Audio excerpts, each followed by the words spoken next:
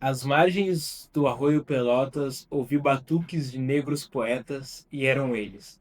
O podcast Fronteiras recebe hoje o grupo Preto de Sapato. Podcast Fronteiras.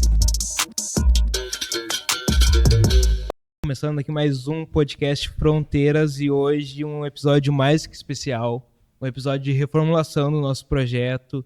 E para começar esse novo episódio, nada mais especial do que receber três músicos talentosíssimos aqui de Pelotas, com mais de 14 anos de história. O projeto Preto de Sapato traz na sua musicalidade toda uma questão de espiritualidade, ancestralidade e a história de Pelotas. A gente recebe hoje eles, Eduardo Freda, Davi Batuca e Rogers. É isso? Isso Então, aí. muito bem-vindo, pessoal. Uma honra imensa, imensa, imensa ter vocês aqui. Salve, uma honra para nós também. Projeto Preto de Sapato, né? Essa nossa turma boa aqui. Dá um alô aí, Dudu. Pô, tava esperando essa voz grave entrar. Salve, salve. Então, irmão, pô, satisfação. Bom demais estar aqui com vocês, podendo bater um papo. E espero que seja a primeira de muitas vezes aí que a gente vai se encontrar para trocar uma ideia. Isso aí, salve, salve. Um prazerão pra gente estar aqui e fazer essas pontes, né, cara, que eu acredito que são essas intersecções entre as áreas que fazem a cultura ganhar força e os movimentos também atingirem mais amplitude o pessoal. Então, para nós é um prazer estar conectando essa cultura popular e compositores aqui da cidade, né, nosso som aí, com um projeto da faculdade também tá há tanto tempo fazendo a diferença aí na comunidade, então é muito bacana tá chegando junto. Antes a gente estava conversando de tu ser, já teve participado aqui do projeto, Sim. no início do projeto. Então eu queria começar assim desde o início, vocês trazer assim, quando é que a música, que é um elemento mais importante da vida de vocês, eu deduzo, né? Como é que vocês conheceram isso? Como é que a música entrou no caminho de vocês e como que... Cara, não, em vez eu poderia falar assim do começo de carreira, né, mas talvez pelo viés do papo aqui seja interessante falar mais ou menos como eu conheci os guris, né? Que pra mim eu caí de paraquedas em Pelotas, vim estudar música, ah, e aí acabei conhecendo esse irmão aqui totalmente de uma forma aleatória. Nunca é aleatório, né? Foi pura energia, com certeza. Mas a gente se conheceu e até na época ele disse: eu tenho um projeto autoral, toco na noite também, mas tenho um projeto autoral. E talvez vá sair um projeto aí que para apoiar o lançamento de um álbum e tal. E aí acho que eu vou querer tua participação. Só que a gente recém se conhecendo, eu disse: nem conheço o cara. Quando veio o cara trocou uma ideia. E um tempo depois me chamou assim: saiu aquele projeto pra gente gravar as músicas. Tá aqui as músicas, vamos fazer, não sei o que. Eu achei muito bacana. Foi assim que eu conheci o Dudu, o Davi, que também é um cara que tá há muito tempo aí. E foi essa, pra mim, da minha parte, que tava chegando um pouquinho depois de alguns irmãos que já estavam aí. Foi ali o primeiro germen, assim, do Preto, que ainda não tinha esse nome. O projeto passou por vários nomes também. E aí me encontrei com essa gurizada e só floriu coisa boa aí nesse tempo. Sei, querem dar uma falada aí também? Pô, cara, pra mim a música veio do carnaval, assim, né, do instrumento de percussão, que eu acho que foi meu primeiro contato, assim, com a música e também as rodas de samba e os terreiros, né, os batuques. E depois fui conhecer o violão, onde eu conseguia me expressar mais, né, e sempre trazendo essa raiz que teve presente comigo, assim, que era o batuque das rodas de samba, o carnaval, a percussão. E eu sempre gostei das palavras, né, cara? Da força que tem as palavras, né? Então, acabei juntando esse lance do batuque, que é da percussão, do ritmo, que já veio comigo, com a vontade de me expressar e botar os pensamentos no mundo, né? Mudar as coisas que às vezes o cara não está contente, né, mano? Então eu descobri que a arte do lugar de onde eu venho, né, de um bairro pobre, que é Ambrósio Perré ali, ela era uma ferramenta de mudança, de transformação, né? Então eu acabei indo para esse lado, assim, Aí fui conhecendo esses caras, né? E ao longo da caminhada, tu vai te encontrando com pessoas que também têm o mesmo pensamento, né? E acho que fui, de certa forma, um privilegiado, assim, por encontrar o Rogers, o Davi e toda a galera que faz parte do Preto de Sapato hoje, né? E fui me construindo também como artista e como músico junto com eles, né? Tu Batuca tá um século aí já, né, Batuca? Eu também venho dessa raiz aqui, dessa zona do Porto de Pelotas, né? Que eu sou natural de Santa Vitória, mas eu me criei aqui a minha infância. Eu digo que eu fui a Santa Vitória só para nascer, os meus pais já moravam aqui. Então, desde pequeno, eu já vim no samba das esquinas, nessa zona do Porto, nessa coisa periférica, as margens da periferia, com música. Então, daí veio essa construção também. Depois eu voltei para Santa Vitória, mas sempre com aquela coisa assim, Pelotas, aquela zona ali, aquela coisa tem história, e sempre me trouxe muito, né? Foi aqui que eu aprendi o berço da música, o berço do samba, o berço da... Então, a partir daí que eu comecei a me construir já como músico, já foi uma coisa muito natural, desde pequeno, né? E aí, quando eu voltei para estudar e para estar aqui, eu digo, não, aqui é o lugar que tem a ver comigo, com a minha essência, com a minha história, e eu vou construir coisas aqui. E em seguida eu conheci o Dudu também, né? O Dudu tinha uma banda Nação Suburbana, né, que se destacava muito aqui de black music, e eu dizia, pô, aquela turma ali, aquela gurizada ali tem a ver com o que eu gosto de fazer. E aos poucos eu fui me aproximando, conheci o Dudu, JV, a turma, e um momento assim, como o Rogers, como o Dudu chegou com o Rogers, o Dudu chegou para mim também e disse: "Ó, tem umas canções autorais, gostaria de te mostrar", né. E aí a gente começou os primeiros trabalhos, quando ele começou com as primeiras músicas, a gente fez alguns registros, né.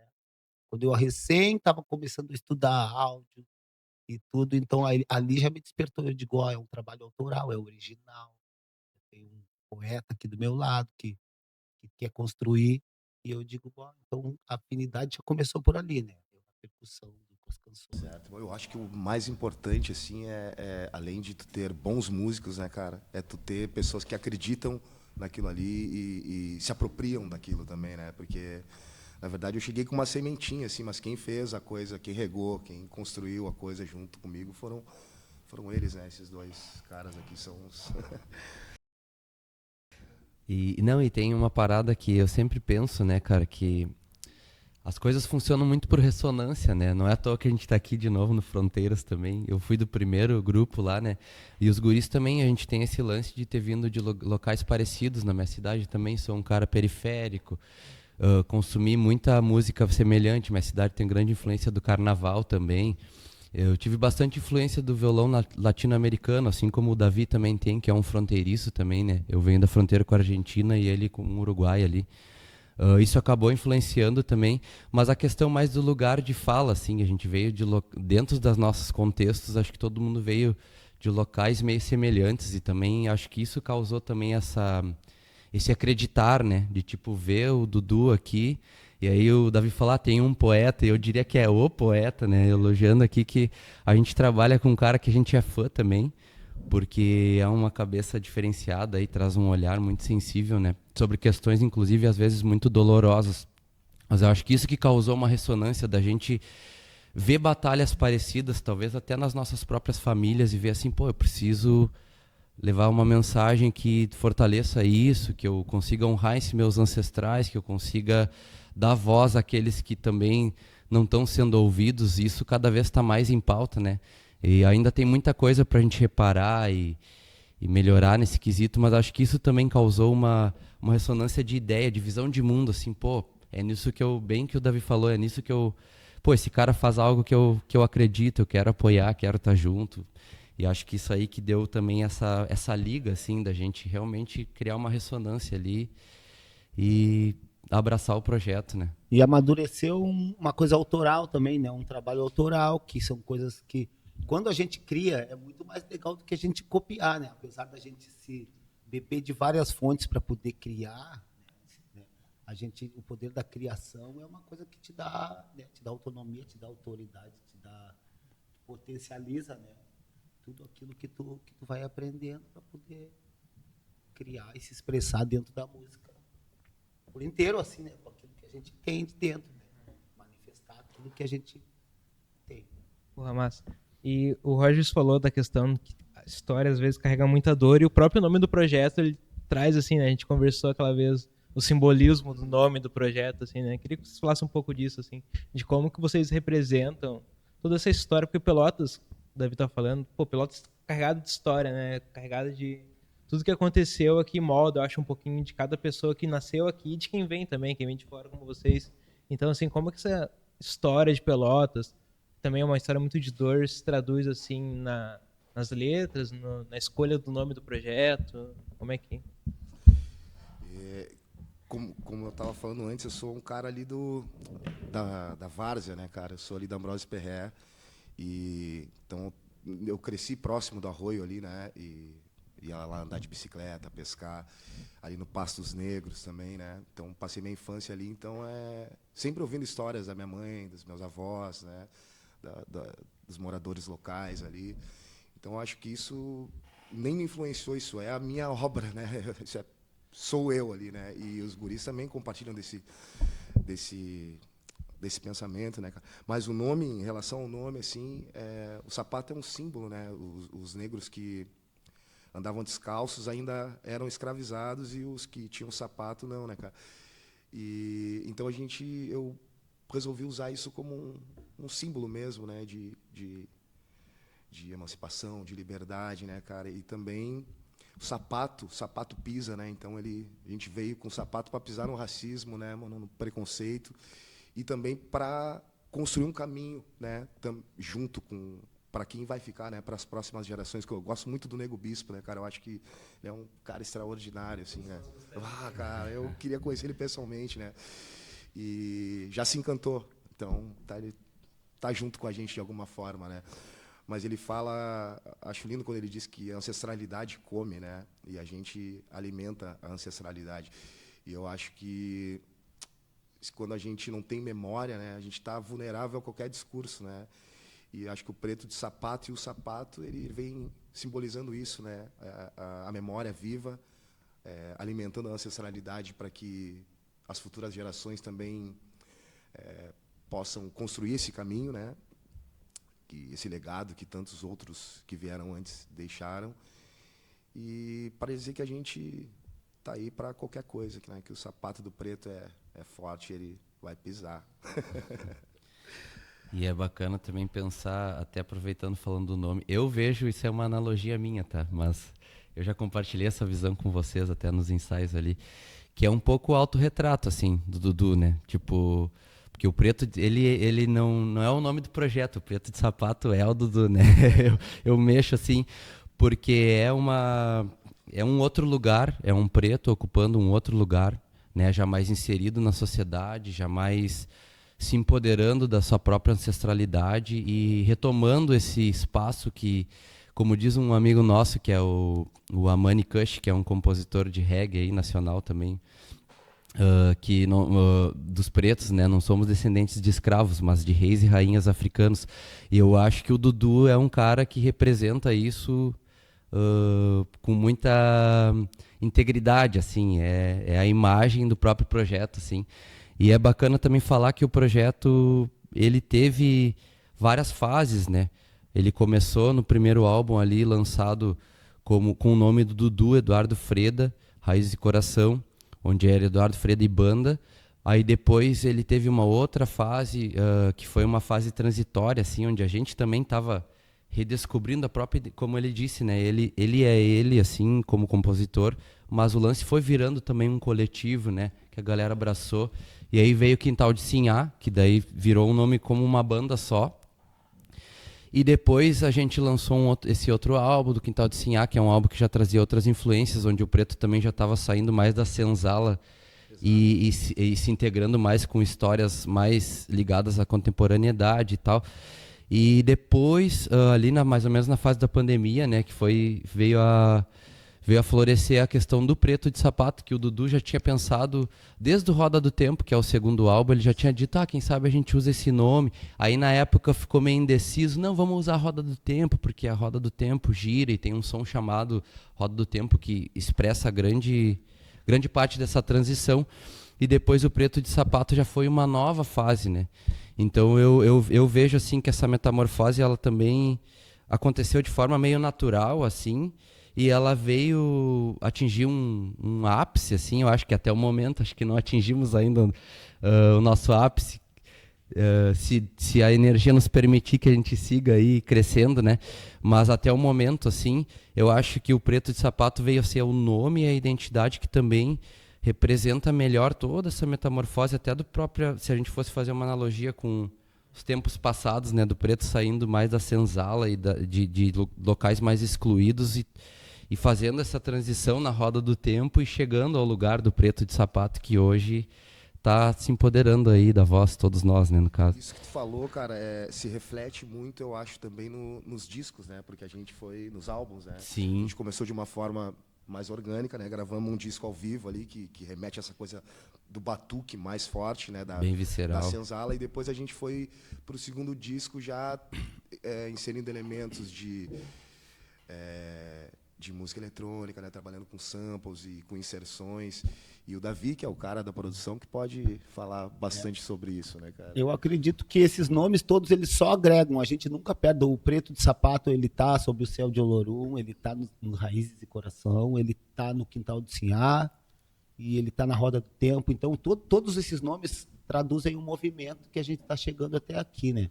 Às vezes parece meio confuso para quem está vendo assim, tu vai procurar lá o disco, a gente ainda se atrapalhou nessa transição, nessa modernidade agora de Spotify, são canais diferentes, como é que a gente lança isso tudo num lugar só?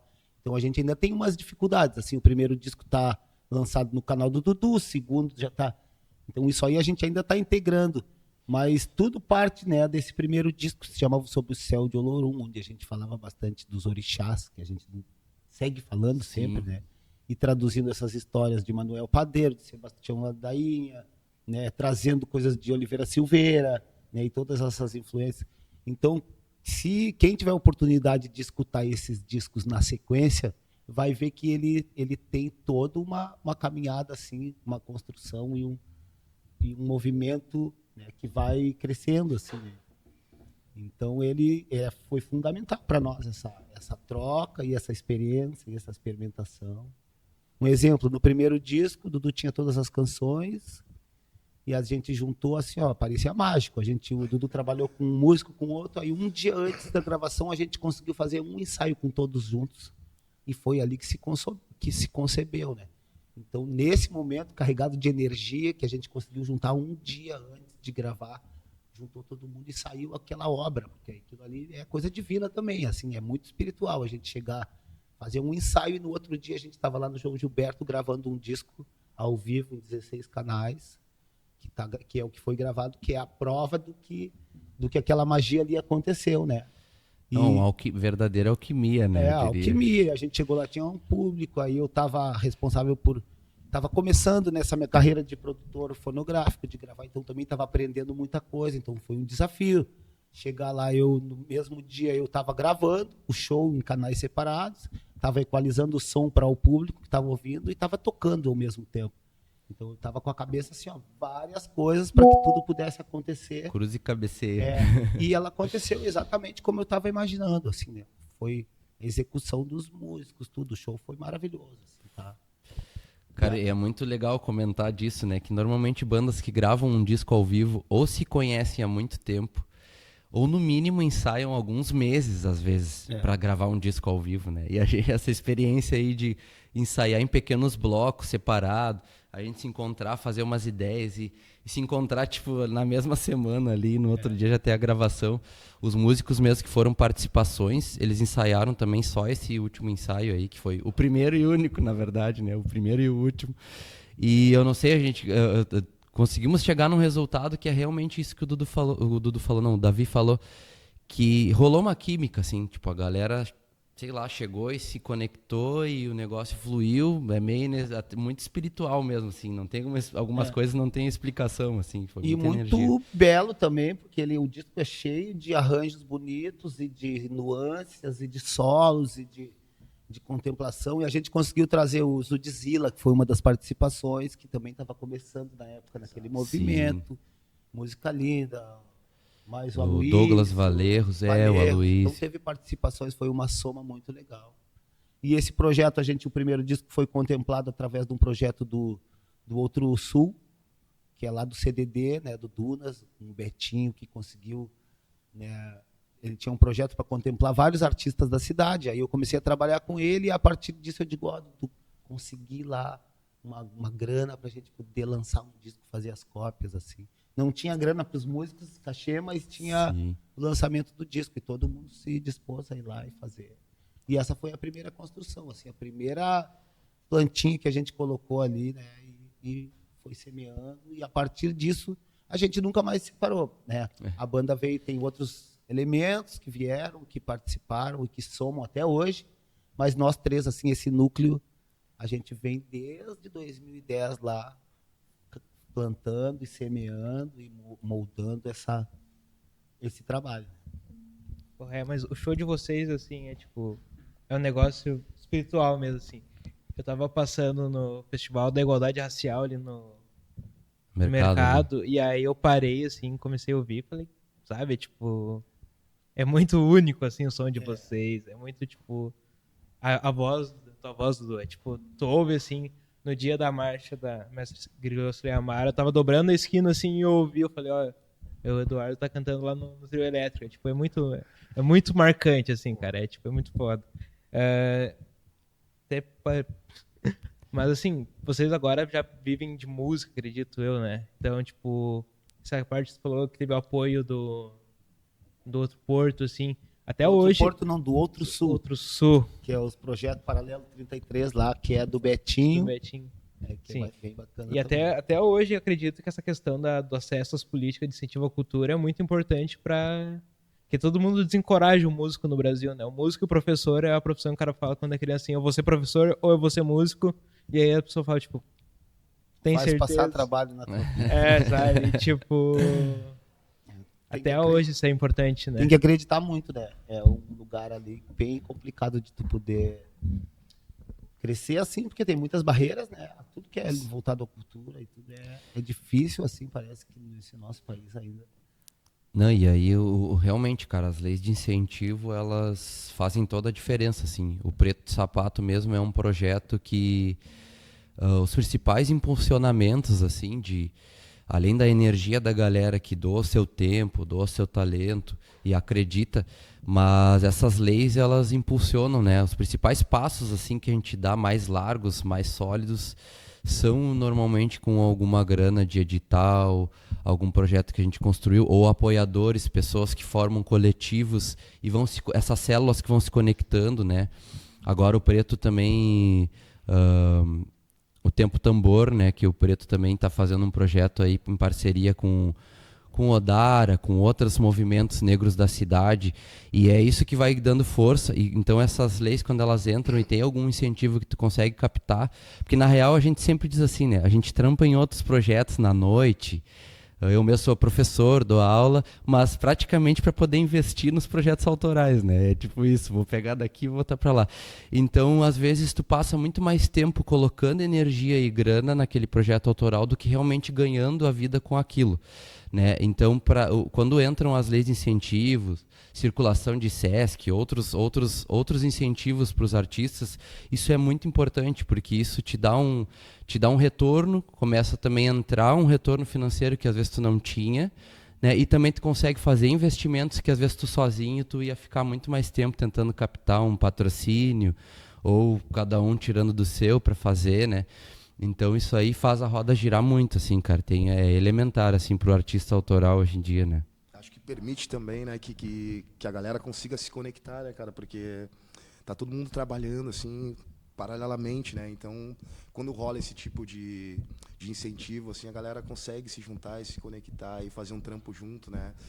E acho que Pelotas, assim, o Brasil, né, cara, no geral, é um celeiro musical enorme, né? Com muitos artistas bons em muitas áreas, né? E o incentivo ele vem para isso, né? Por exemplo, se eu não tivesse a música, a arte como salvação do lugar de onde eu venho, né? Talvez eu nem tivesse aqui trocando essa ideia hoje com vocês aqui, né? E então a arte é um instrumento importante, assim, importantíssimo de mudança, né, cara? E o incentivo, né, essas leis de incentivo, elas vêm para potencializar pessoas que estão ali e precisam ser vistas e querem se expressar, querem mostrar a sua arte, só que não tem como, né? Porque o mundo acaba engolindo o cara, né? O sistema vai te empurrando para um lugar e ele quer que tu seja aquilo ali. Ele preparou aquele destino para ti, né? Então é muito difícil o cara furar a bolha, assim, né? E do lugar da onde a gente vem, um dos instrumentos que permite tu estar nesse lugar de fala e ter essa ascensão é a arte, né? É o futebol. Então nós temos muitas Marias Carolinas, aí muitos negros bispos, né? Temos muitas pessoas que têm muito para contribuir aí para a cultura e para o país, assim, para a forma de pensar, né? Para a forma de como a gente vai construir alguma coisa para as próximas gerações, mas precisamos das leis de incentivo, né? Precisamos que o poder público também chegue junto para que a gente consiga furar essa bolha e chegue onde precisa chegar, né?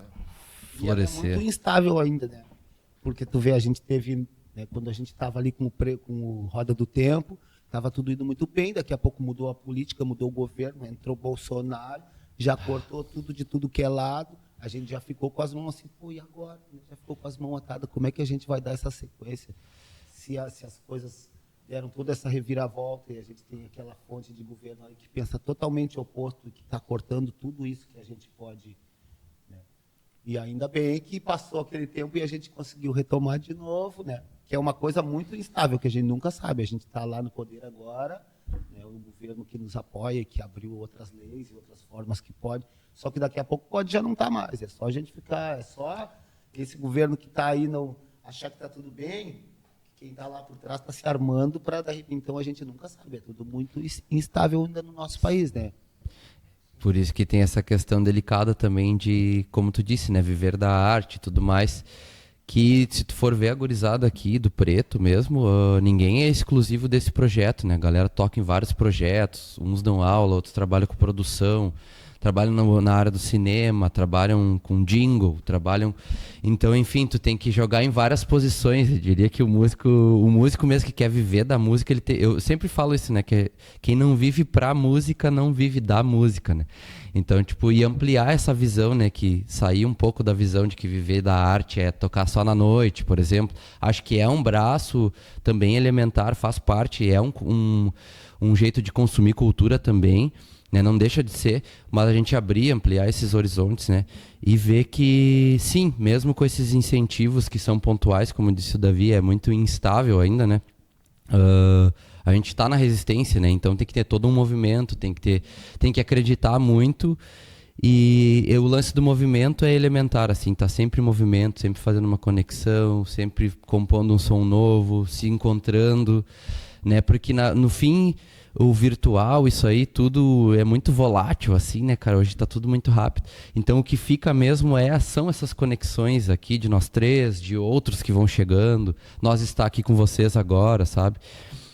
E a gente fazer esse movimento de humano para humano e de humanos, porque para que isso não se perca, porque como a gente disse, né, governo e outras coisas são muito instáveis, então acho que cabe a nós sustentar esses locais que vão se abrindo, a gente conseguir manter essas portas abertas de alguma forma, assim, mesmo que às vezes possa faltar a grana de algum lado, né, a gente consiga seguir levando isso adiante, né, cara? Não esmorecer, não desacreditar. Isso aí até a gente passa a mensagem para outros irmãos que estão aí, ou começando, ou já estão há um tempo ali, né? Água mole, pedra dura, não desistam, né? Sigam aí no caminho.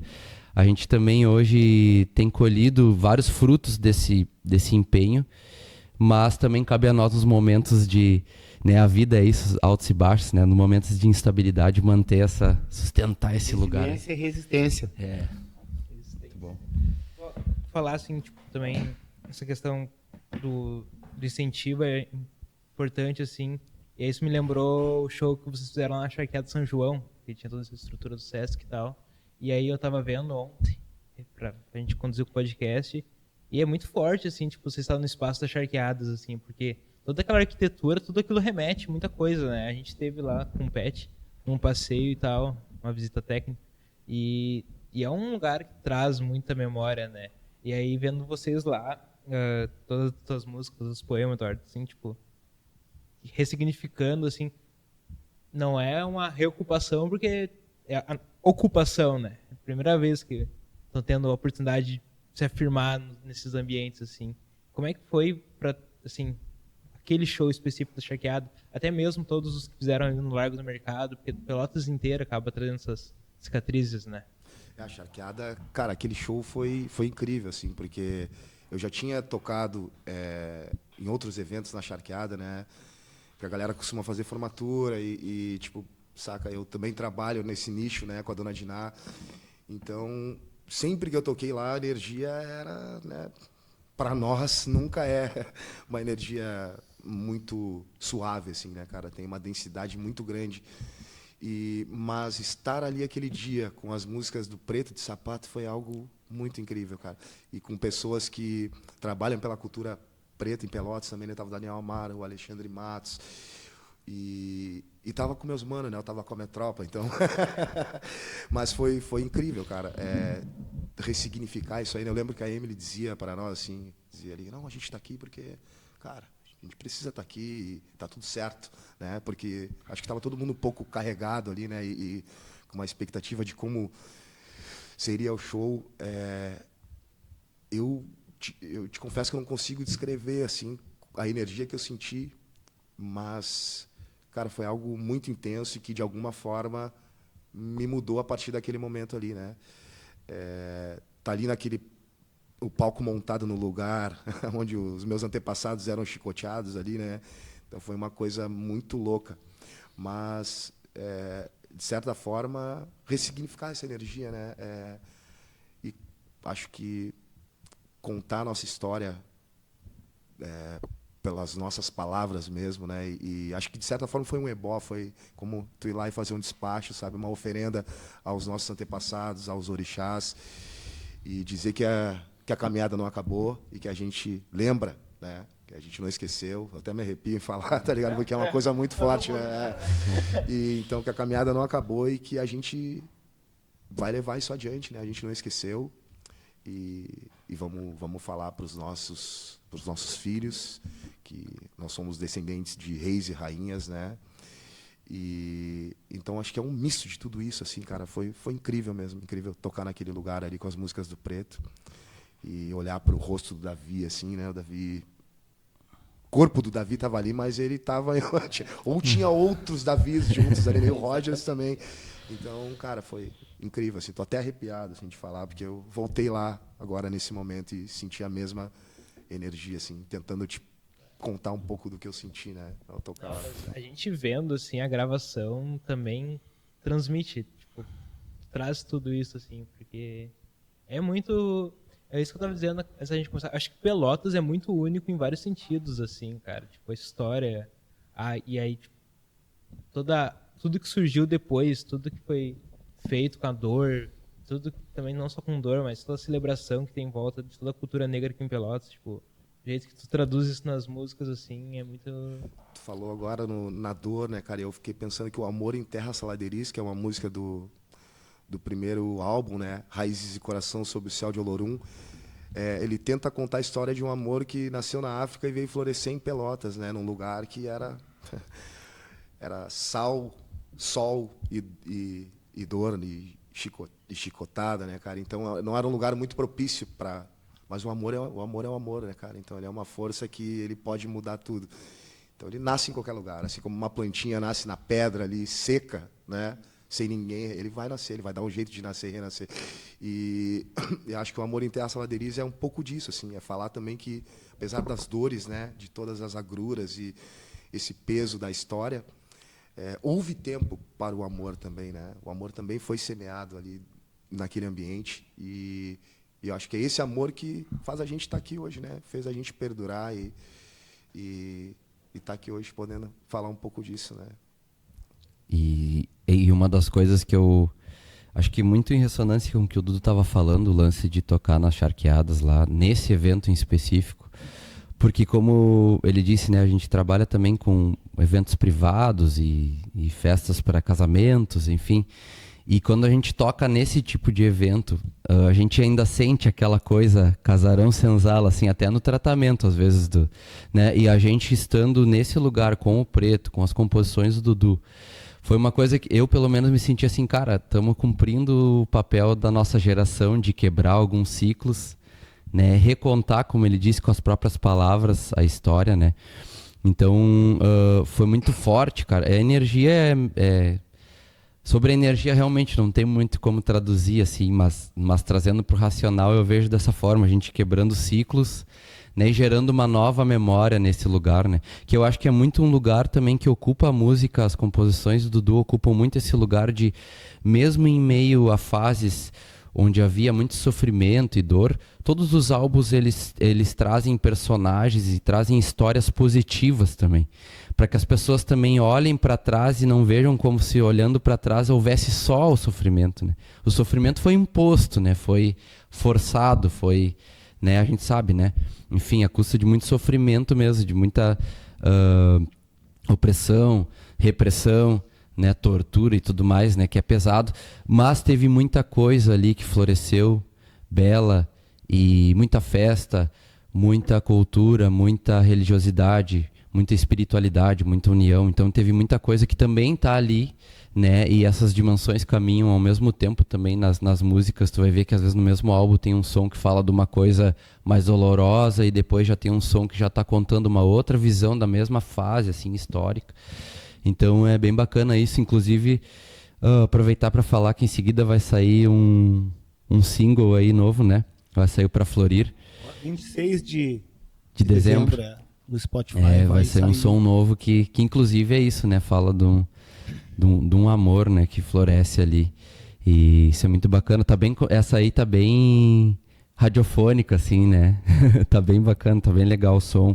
Confiram lá depois, dia 26, pra Florir, Preto de Sapato. Então tá. Bom, acho que a gente vai encerrando por aqui, porque já. Então, aproveitar assim, pedir pra vocês falarem onde que a gente encontra o Preto de Sapato, onde a gente encontra o trabalho de cada um de vocês, fechar com alguma coisa que vocês gostariam de dizer e não foi perguntado, não foi dito aqui hoje. Espaço totalmente aberto sempre para vocês. Não sei se vocês querem tocar algum som ou para deixar a última energia sonora ali, ou o que vocês preferem, falar alguma coisa?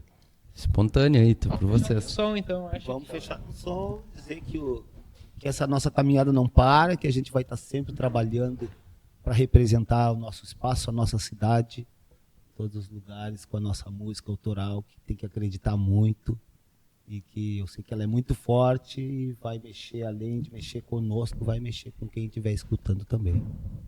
Máximo. Pô, bom demais estar aqui com vocês. Obrigado pelo espaço, né? Porque isso é muito importante, né, cara? Isso é muito importante. Isso é o que ajuda a construir a caminhada também. E dizer que a gente vai, em breve, estar lançando o single, como o Rogers falou antes aí, para Florir. E na sequência estaremos largando outras músicas também do Preto, assim que o Davi for terminando a produção lá, a gente vai encaminhando e soltando elas. E essa música que a gente vai tocar agora é Boca do Mundo. Essa música foi feita para um festival da Fundação Palmares, né, que homenageava o Luiz Melodia. E aí quando eu compus essa música, eu fiquei pensando no Luiz Melodia como o cara da voz, né? E quem tem a voz, Exu tem a voz. Quem é que fala é Exu. Então eu tentei fazer essa analogia entre o Luiz Melodia e Exu, né? Como a boca do mundo, né? É isso, a boca do mundo. É quem come primeiro. Exatamente. Quem dá o axé, dá todo o caminho. É quem tem a fala, né?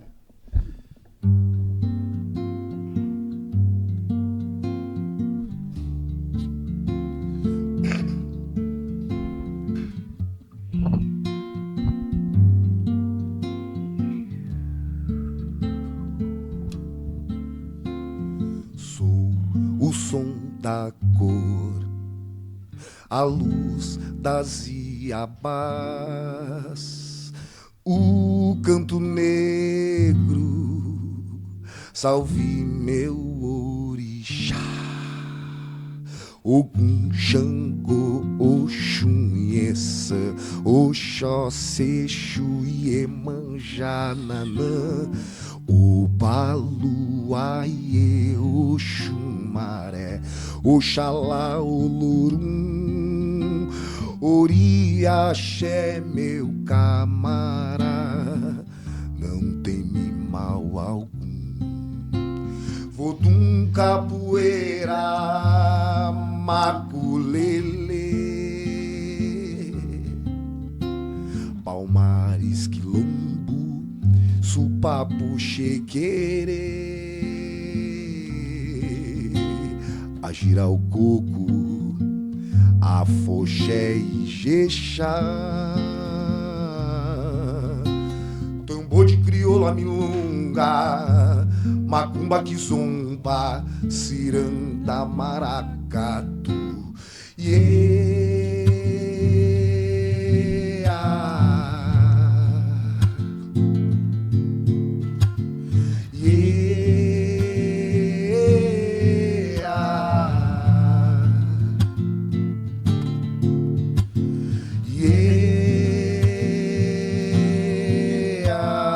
Passo que vem de longe são os filhos de além-mar.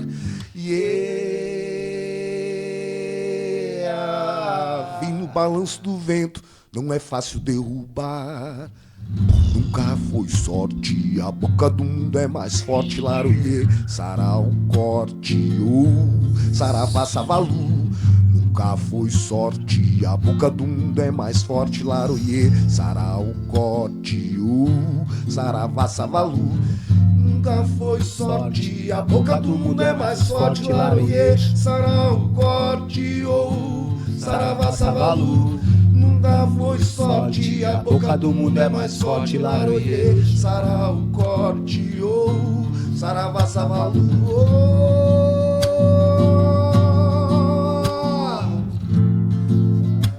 Saravá, savalu.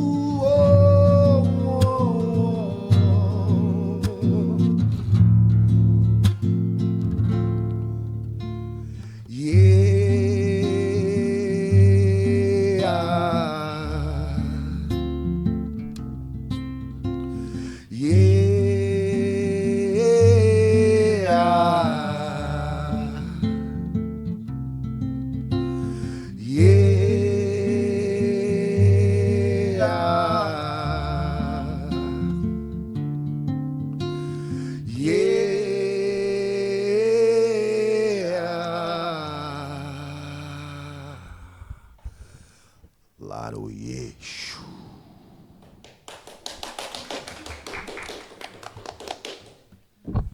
Cara, porra, fiquei sem fôlego, cara. Pô, então...